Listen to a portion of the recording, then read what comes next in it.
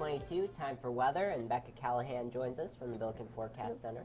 Hello. Hi, Becca. I really hope this weekend is going to be 70 degrees, a really sunny and clear sky, but I guess I could be wrong. Yeah. It's definitely wishful thinking. Unfortunately, we're into late part of the fall, so it's not going to be 70 degrees. I wish for it too. Unfortunately, this weekend is going to be pretty nasty. We've got a chance for freezing precipitation and some rain, but the freezing precipitation isn't going to last all that long, just for a little bit. So what are we looking for? What's coming up? Let's check out our almanac right now. And today we had a high of 46 degrees and a low of 26. We're pretty close to the normal of 48 and 32. We did have a record of 75 and 8, so there's your 75, Sharee, but that's not going to be coming anytime soon. Our precipitation is a little bit low, actually a lot lower, almost 8 inches under for precipitation, so we could really use this moisture that's coming in the next couple days. And it's actually coming down here from the southeast over Mexico. That's going to be pulling all of its moisture, and all the system is going to come right over Missouri, giving us that chance for the frozen wintry kind on Saturday. And here's a better shot in the water vapor. You can see all the moisture right here. We do have a little bit of a dry section here. That's going to be moving out. All the moisture is moving right on in. And on the surface analysis, we have a little cold front that's actually going to push through tonight and into tomorrow, or excuse me, tomorrow night is going to push through and drop our temperatures just a little bit.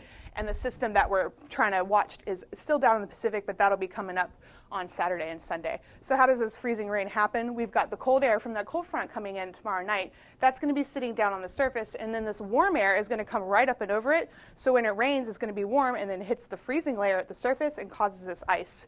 St. Louis is right here. It's in the southern part of that ice section. The northern parts of Missouri and southern Iowa is what's going to receive most of the ice accumulations, but we do have the chance for it here. For precipitation, it's about 1/4 of an inch to the north of us, but as you see, this system moves through. You can kind of see the comet shape, and that's where the low pressure system is. That is going to bring more moisture our direction too, so hopefully we can make up for some of that deficit.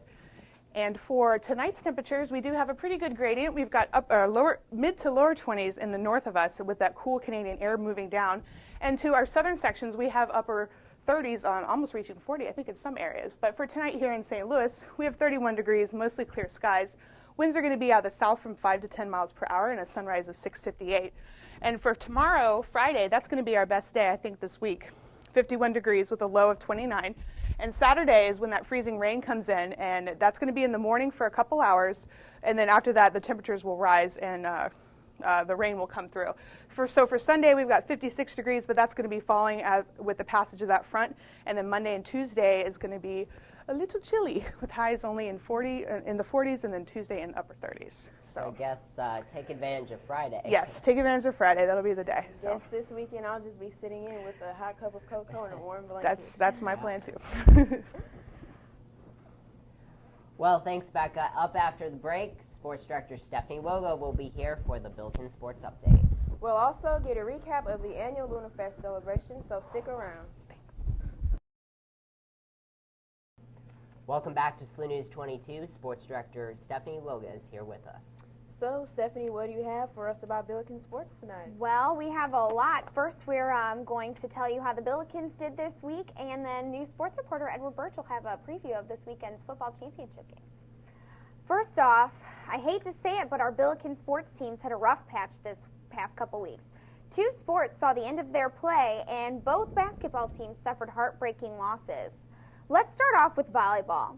The Lady Billikens headed to Charlotte, North Carolina for the Atlantic 10 tournament, ready to defend their championship title from last year.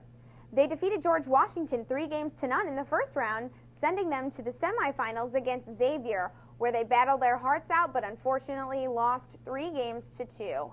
Despite losing the championship title, sophomore Whitney Roth was named Atlantic 10 Setter of the Year, proving that our volleyball team has some talent. Another sport that saw it end for this season was the men's soccer team. They lost to Charlotte in the second round of the Atlantic 10 tournament. While both teams were still at 0 after one overtime, they headed to penalty kicks, where the Billikens came up short 6-5.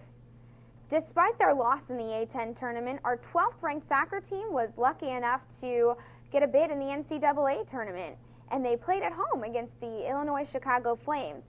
Oddly enough, the Billikens saw their downfall in penalty kicks again after a scoreless draw forced them into the PKs, where, once again, they fell 6-5.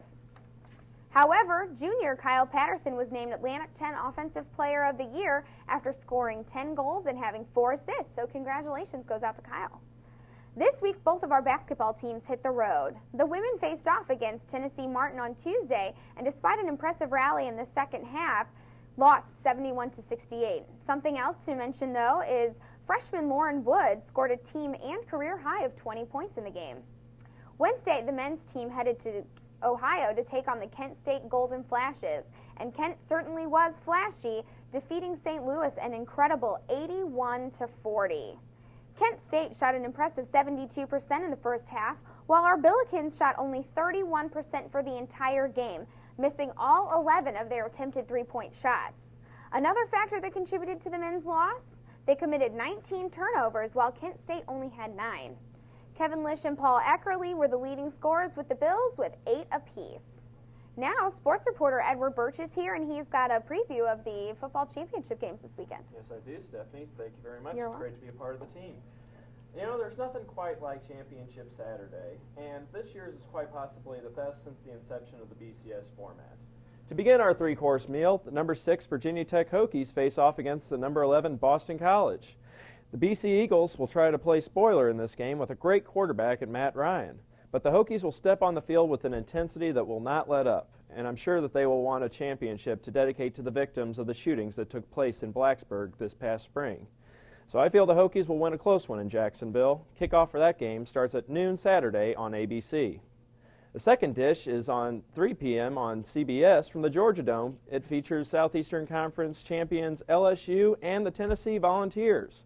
The last time these two teams met in the championship, the Tigers won the game 30-21 in the 2001 season.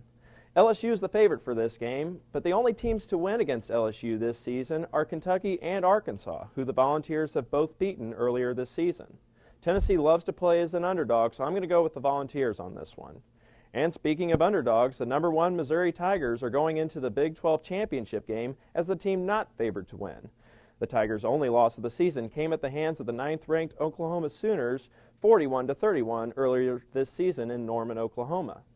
The Tigers are playing for its first conference title in the past 38 years, while the Sooners are appearing in their 6th Big 12 title game in the past 8.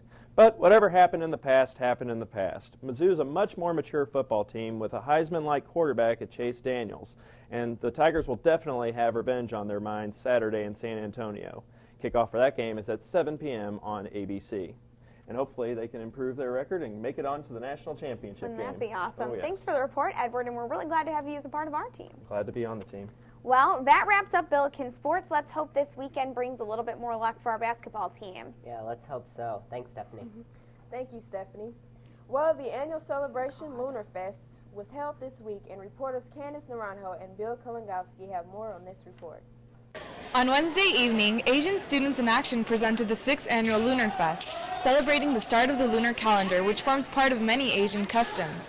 The celebration hosted live performances such as kendo, modern dance, a fashion show showcasing cultural outfits from various countries, and carnival games such as Dance Revolution. For those with an appetite, they served themselves to a buffet featuring authentic Asian food. This event allowed many of the guests to express and embrace their cultural heritage. Kind of fun to be a part of it because if you grow up not really knowing your Asian culture, it's a really nice way to get a feel of everyone else around you. Well, I did it because in high school I was part of like a lot of Asian events and everything. I did lion dance and I did a lot of different Chinese folk dances, and I see Lunarfest as a way to like showcase my Asianness. For SLU News 22, I'm Candice Naranjo. That was a whole lot of fun. Yeah, I really would like to go, and it looks pretty interesting. Yeah, I actually went my freshman year, and they had a lot of interesting food, a lot of performances. Yeah, it looks like it was fun. Well, thanks for joining us. That is our report for tonight. I'm John Castelli. And I'm Sharee Brown. We'll see you back here next week for the last